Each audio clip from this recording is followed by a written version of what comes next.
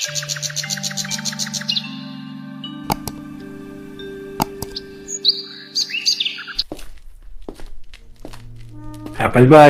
ভাই সর্বনাশ হয়ে যাচ্ছে। কি হয়েছে? এত সকালে চিৎকার করছিস কেন? আমার মেয়েটা কাল রাত থেকে জ্বরে বেহুশ। কবিরাজ বললো শহরে যেতে হবে। আমার কাছে তো একটা টাকাও নেই ভাই, তুমি যদি কিছু সাহায্য করতে। আমার কাছে টাকা চাওয়ার সাহস তো কি করে হলো? আমি কি টাকার গাছ লাগিয়েছি? যা এখান থেকে যা। ভাই তুমি তো আমার ছোটবেলার বন্ধু, তোমার তো এখন অনেক টাকা পয়সা হয়েছে। আমার মেয়েটা মরে যাবে ভাই, আমাকে একটু সাহায্য করো। ওনাকে ফিরিয়ে দেবেন না, আমাদের তো এখন অনেক টাকা, কিছু দিয়ে দিন। তুমি চুপ করো, এদেরকে টাকা দিলে রোজ এসে লাইনে দাঁড়াবে। যা আসলাম, আমাকে বিরক্ত করবি না। আপনি এতটা নিষ্ঠুর কি করে হলেন? একটা বাচ্চার জীবন আপনার কাছে কিছুই মনে হলো না? আমি যা করেছি ঠিক করেছি। আমার টাকা আমি আমার নিজের জন্য খরচ করব, নাকি লোকের মেয়ে চিকিৎসার জন্য? আপনার মনটা পাথর হয়ে গেছে। এই ধন সম্পদ আপনার ভিতর থেকে মানুষটাকে মেরে ফেলেছে। আমি আপনার এই রাজপ্রাসাদে আর এক মুহূর্ত থাকতে পারবো না। যাও, চলে যাও। আমার তোমাদের কারো দরকার নেই। আমার কাছে আমার ইচ্ছা পূরণে গাছ আছে, আমি একাই সব করতে পারবো। আকাশ আরেকটি পাতা ব্যবহার করে। আমি চাই এই গ্রামের সবাই আমাকে ভয় পাক, সবাই আমাকে সম্মান করে চলুক। জামাল মোড়ল মহাজন সবাই যেন আমার পায়ের নিচে থাকে। আমি হব এই গ্রামের একমাত্র ধনী ব্যক্তি।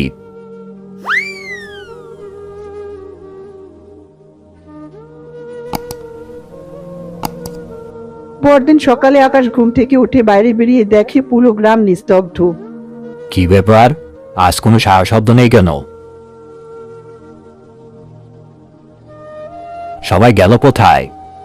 আকাশ গ্রামের পথে হাঁটতে থাকে, যে তাকে দেখে সেই ভয়ে দৌড়ে পালায়। দোকানপাট সব বন্ধ হয়ে যায়, বাচ্চারা খেলা থামিয়ে ঘরে ঢুকে যায়।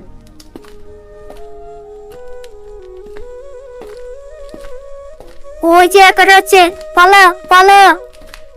ওর চোখে দিকে তাকাস না, শুনেছে ও নাকি জাদু জানে।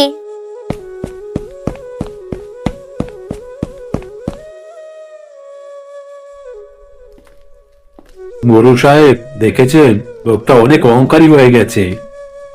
চাপ, ও যদি শুনে পেলে আমাদের আস্ত রাখবে না। চলো এখান থেকে পালাই। আকাশ একা রাস্তায় দাঁড়িয়ে থাকে, সবাই তাকে এড়িয়ে চলছে। তার বিশাল বাড়ির সামনে দিয়ে কেউ হাঁটার সাহস পাচ্ছে না। কি হলো তোদের? আমাকে দিকে পালাচ্ছিস কেন? আমি তোদের রাজা, আমাকে সম্মান কর।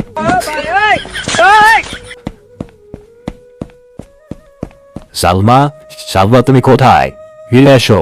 দেখো, আমি যা চেয়েছিলাম তা চেয়েছি। সবাই আমাকে ভয় পায়।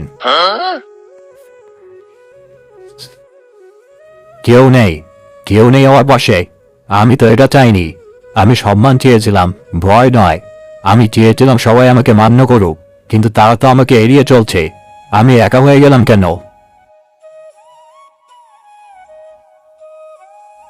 এই সোনা দিয়ে কি হবে? এই বাড়ি দিয়ে কি হবে যদি আমার সাথে কথা বলার মতো একটা মানুষও না থাকে? আমার সালমা নেই, আমার বন্ধু আসলাম নেই, গ্রামে কেউ আমার দিকে ফিরেও তাকায় না। এই কেমন ইচ্ছে বরণ? হঠাৎ তার বৃদ্ধ কাশিম চাচার কথা মনে পড়ে। কাশেম চাচা, একমাত্র তিনি আমাকে সঠিক পথ দেখাতে পারবেন। আমি তার কাছেই যাব। চাচা, কাশেম চাচা। ইরে আকাশ, তুই? আমি তো ভাবলাম বড় লোকেরা গরিবের বাড়িতে আসে না। চাচা, আমি সব হারিয়ে ফেলেছি। আমার সব থেকেও কিচ্ছু নেই। বস, আগে স্থির হয়ে বস, তারপর বল কি হারিয়েছিস। তোর তো এখন বিশাল বাড়ি, সিন্ধুক ভর্তি সোনা দানা, গ্রামের সবাই তোকে ভয় পায়। আর কি চাই তোর? আমি এসব চাইনি চাচা। আমি চেয়েছিলাম সুখ শান্তি, চেয়েছিলাম আমার পরিবারকে ভালো রাখতে, কিন্তু আমি এখন একা, একেবারে একা। গাছ লাগিয়ে মানুষ ফলের আশা করে, কিন্তু তুই তো আগাছা লাগিয়েছিস আকাশ, লোভের আগাছা। সেখান থেকে তো বিষ ফলেই ফলবে। আমি বুঝতে পারিনি চাচা, আমি ক্ষমতার মোহে অন্ধ হয়ে গিয়েছিলাম। এখন আমি কি করব? আমার যার কিছুই ভালো লাগছে না। তুই যখন মাঠে কাজ করতি, তখন তোর কি ছিল? কিছুই ছিল না, শুধু একটা ভাঙা ঘর, নুন আনতে পান্তা ফুরায় অবস্থা। আর কি ছিল? আর সালমার ভালোবাসা ছিল, প্রতিবেশীদের সাথে গল্প গুজব ছিল, আসলামের সাথে বন্ধুত্ব ছিল। কাজ শেষে বাড়ি ফিরলে মনটা শান্তিতে ভরে যেত। আর এখন? এখন আবার বিশাল বাড়িটা আমাকেই খেতে আসে। সোনার সিন্ধু দেখে ভয় লাগে, মানুষের চোখের দিকে তাকাতে পারি না। তাহলে তোর আসল সম্পদ কোনটা ছিল আকাশ? ওই সোনাদানা নাকি ওই শান্তি আর ভালোবাসা? আমি আমার ভুল বুঝতে পেরেছি চাচা। আমি আমার আসল সম্পদ নিজের হাতে নষ্ট করেছি। এখন কি আর ফেরার কোনো পথ নেই? ও তো সব সময় থাকে, যদি ফেরার ইচ্ছাটা খাঁটি হয়। আমি বুঝতে পেরেছি আমাকে কি করতে হবে। এই লোভের পাপ আমি করেছি, আর এই পাপের প্রায়শ্চিত্ত আমাকেই করতে হবে। যা ঘটে গেছে তাকে পুরোপুরি মুছে ফেলা যায় না আকাশ, তার দাগ থেকে যায়। কিন্তু তুই নতুন করে শুরু করতে পারিস। এবার নিজের জন্য নয়, অন্যের জন্য কিছু করে দেখা। আমি বুঝতে পেরেছি চাচা, আমি এখনই যাচ্ছি। আকাশ দৌড়ে সেই আশ্চর্য গাছটার কাছে যায়। গাছটার মাত্র 3টি পাতা বাকি আছে। আশ্চর্য গাছ, আমি তোমার ক্ষমতাকে ভুল বুঝেছি। আমি লোভী, আমি স্বার্থবোধ, আমাকে ক্ষমা করো। আমি চাই আসলামের মেয়েটা যেন সম্পূর্ণ সুস্থ হয়ে ওঠে, তার সব রোগ যেন সেরে যায়। পাতাটা আকাশের হাতে মিলিয়ে যায়। সে দৌড়ে আসলামের বাড়ির দিকে যায়। দূর থেকে এসে বাচ্চার হাসির আওয়াজ শুনতে পায়। একে আশ্চর্য, আমার মেয়েটা হঠাৎ করে চোখ মেলে তাকালো, জ্বর ছেড়ে গেছে, ও হাসছে।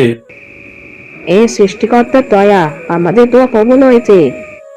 আকাশ আড়াল থেকে দেখে চোখের পানি ফেলি। তার মনে এক অদ্ভুত শান্তি নেমে আসে।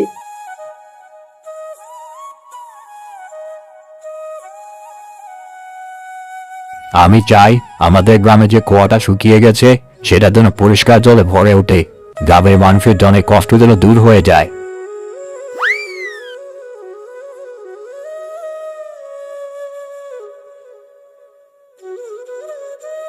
আরে দেখো, কুয়াটা জলে ভরে যাচ্ছে, টলটলে পরিষ্কার পানি। এ কিভাবে সম্ভব? কালো তো শুকনো কটকটে ছিল। এ নিশ্চয় সৃষ্টিকর্তার দয়া, আমাদের কষ্ট দূর হয়েছে। আকাশ গাছের কাছে শেষবারের মতো ফিরে আসি। গাছে আর মাত্র একটি পাতা বাকি। এখন আমি নিজের জন্য কি চাইবো? সালমাকে ফিরে চাইবো, নাকি আমার পুরনো বাড়িটা ফিরে চাইবো? সে কিছুক্ষণ চোখ বন্ধ করে ভাবি। না, আমি নিজের জন্য আর কিছুই চাইবো না। আমি যে ভুল করেছি সেই ভুল যেন আর কেউ না করে। এই লোভের ফাঁদে যেন আর কোনো সরল মানুষ না পড়ে। আশ্চর্য গাছ, আমার শেষ ইচ্ছা তুমি তোমার সমস্ত ক্ষমতা হারিয়ে একটা সাধারণ গাছ হয়ে যাও। তোমার কোনো পাতা যেন আর কারো ইচ্ছা পূরণ করতে না পারে। এই পৃথিবীতে এমন ক্ষমতার কোনো প্রয়োজন নেই যা মানুষকে অমানুষ বানিয়ে দেয়। পাতাটি আকাশের হাতে উজ্জ্বল আলো ছড়িয়ে ছাই হয়ে যায়। সাথে সাথে গাছটিও একটা সাধারণ বুনো গাছে পরিণত হয়।